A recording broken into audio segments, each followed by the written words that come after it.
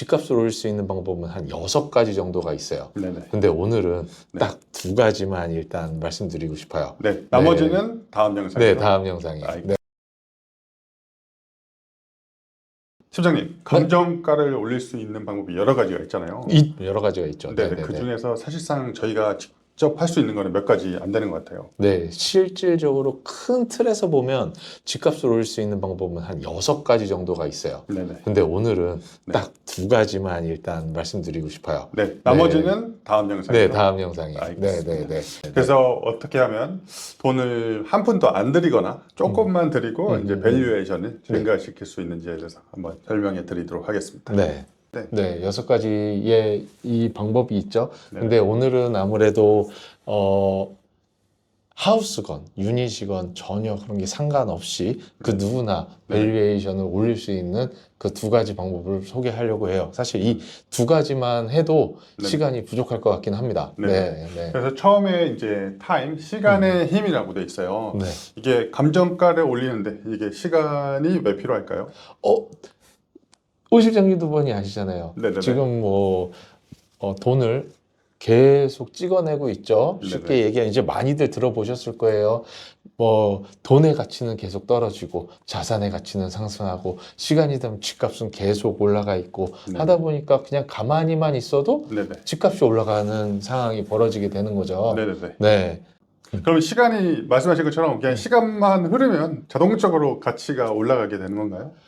꼭 그런 것만은 아니지만 거의 네. 90% 제가 볼 땐 거의 시드니에서는 거의 네. 95%이 정도의 확률로 네. 네, 시간만 지나도 네. 집값이 상승한다고 봅니다. 물론 네네. 유닛이나 아파트 같은 경우는 조금 이렇게 할 수는 있으나 네네. 네, 그래도 웬만하면 시간이 지나면 다 상승한다고 볼 수 있어요. 특히 뭐 더 유리한 건 뭐냐면 시간이 지남에 따라서 개발 계획이 바뀐다든가 특히 이런 것들 있잖아요. 뭐 아시겠지만 탈라왕이나 박스힐처럼 네네. 이제 메트로 라인이 뚫리면서 네네네. 그렇죠. 거기 이렇게 밸류에이션이 그 상승한 경우가 있죠. 네네네. 그렇게 수혜를 보는 경우가 있으시고 또 마스던 팍 이쪽 같은 경우는 이제 코스트코나 마키아 뭐 이런 대규모 쇼핑 단지가 들어오면서 네네. 그렇게 밸류에이션이 또 올라가는 그렇게 형성되는 게 있고 네네. 또 다른 걸로 따지면 요즘 가깝게 멜로즈 팍 이런 네네. 쪽으로 보면 지금 라이트 레일과 뭐라 그러죠? 이제 대규모 그런 어쨌든 인프라스트럭처가 예, 구축이 되면서 저희는 아무것도 안 했지만 주변의 상권들이 뭐 확장이 되거나 이제 그 정부에서 지원하는 이런 뭐 병원이 들어간다든지 메트로가 뚫리면 자연스럽게 지역이 올라가면 가격이 같이 올라가게 되는 상승하게 거죠. 되죠.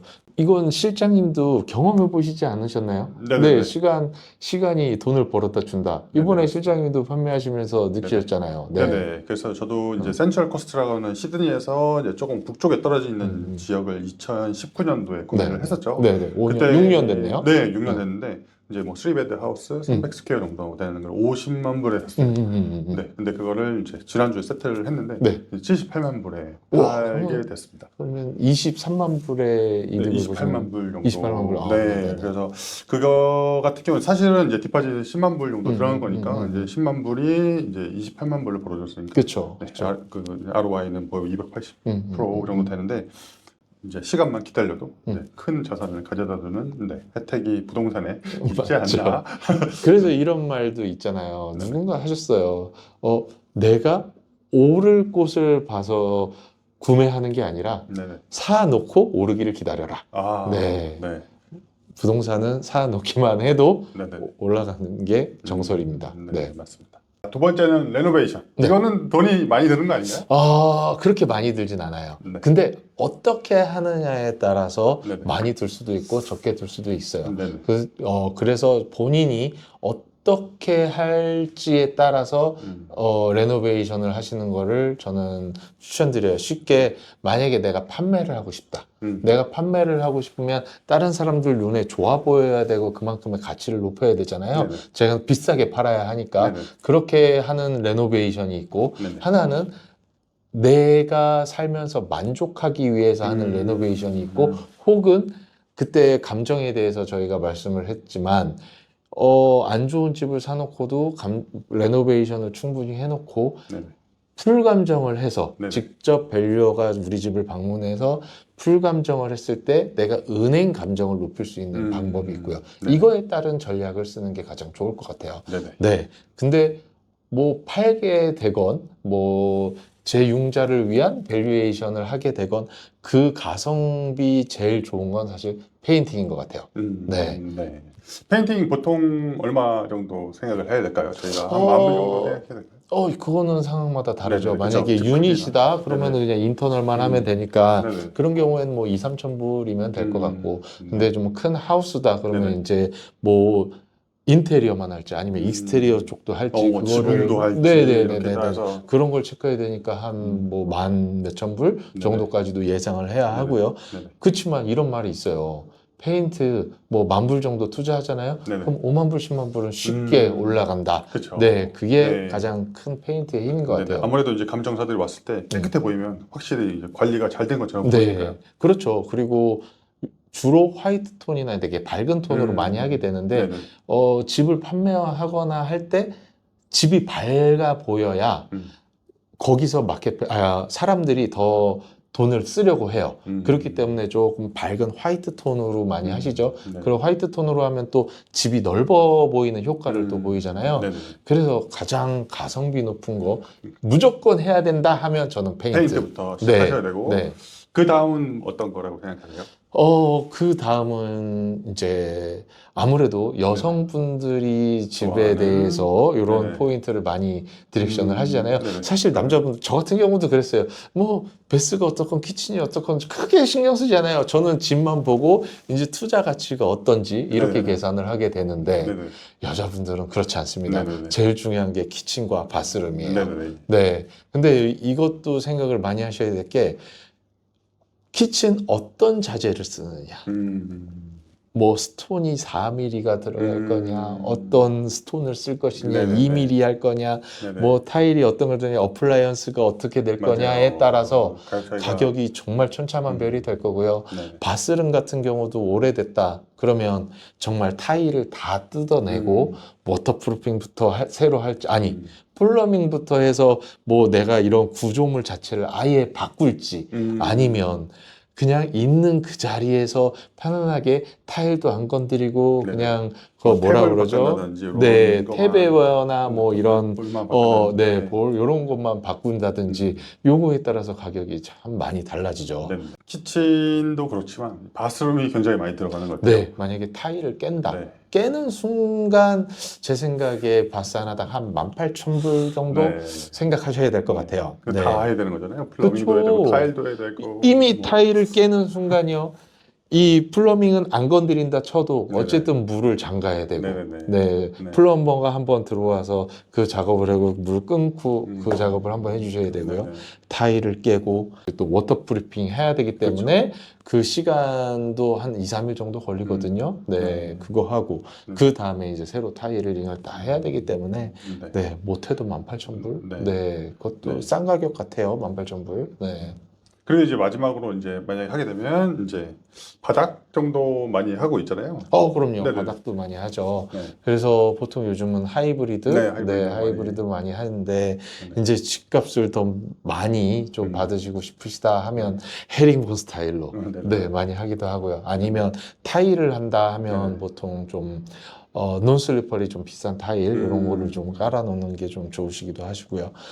사실 이것도 스퀘어당 가격이 좀 많이 정해져 있어요. 그래서 뭐 싸게 하시려면 타일 같은 경우는 제가 가보니까 타일 팩토리 아울렛 거기가 제일 쌌던 것 같고요. 타일 보면은.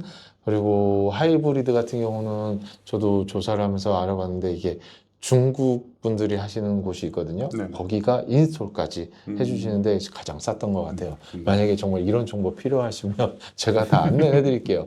네. 네. 저도 사실 이제 다음 달 세틀이잖아요. 조그마한 하우스. 이제 사자마자 바로 이제 밸류를 높이기 위해서 저도 레노베이션을 하려고 하는데 딱 이 정도까지만 저는 이제 생각을 하고 있어요. 말씀하신 것처럼 이제 페인트하고 그쵸. 이제 주방하고 이제 화장실하고 바닥 네 이렇게까지만 할 거고 그 뭐 하고 싶은 거 더 많죠. 그쵸. 지붕도 새로 칠하고 싶기도 하고 렌더링 이제 벽도 이렇게 좀 하고 싶은데 네네네네네네. 이제 거기까지 하면은 비용이 많이 들기 때문에 네, 그 정도만 하고 이제 풀 밸류 받아서 네. 저도 리파이낸스를 한 번 더 해보려고 계획하고 있습니다. 네. 네네. 이제 다운라이트를 해서 내 조명을 어떻게 바꿀 것인지 거기에 뭐 층고가 조금 높은 거가 있으면 사실 샹들리에 네, 샹들리에 이런 거, 예, 이쁜 샹들리에 하는 것도 네. 좋고요. 또 네네. 키친 그 다이닝 테이블 위에 이제 그런 조명 같은 거 네네네. 있잖아요. 그건 이제 네, 박살 그런 것도 전문이고요. 될 수 있고, 뭐 덕티드 에어컨 이런 거 설치, 뭐 조닝별로 이제 컨트롤이 가능한 이런 거 네네. 넣으시는 것도 뭐 밸류를 올리실 수 있는 방법도 있고요. 또 하나는 뭐 솔라 이런 배터리, 네네. 네, 뭐 이런 거 넣어두시는 것도 네. 방법 중에 하나입니다. 그래서 레노베이션은 잘 생각하셔야 되는 게요.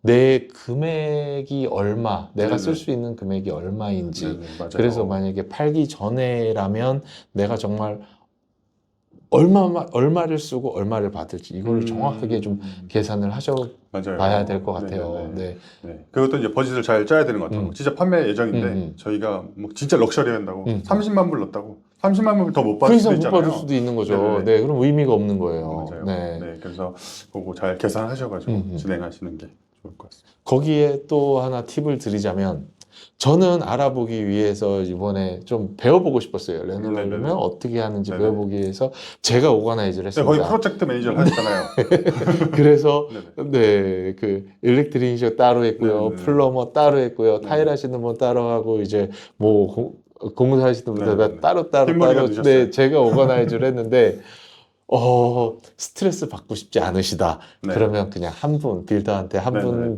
딱 정해서 이렇게 하시는 게 좋을 것 같아요. 네. 네네, 근데 맞아요.